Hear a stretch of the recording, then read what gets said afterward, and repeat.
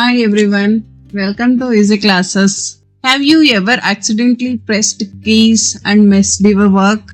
And you want to make sure nobody try to enter your PC when you are away? In this video, I will show you how to lock and unlock your keyboard quickly and easily on Windows 11 system. On the right side of your keyboard, there will be a shift key. Press and hold that shift key for about 8 to 10 seconds until you hear that sound.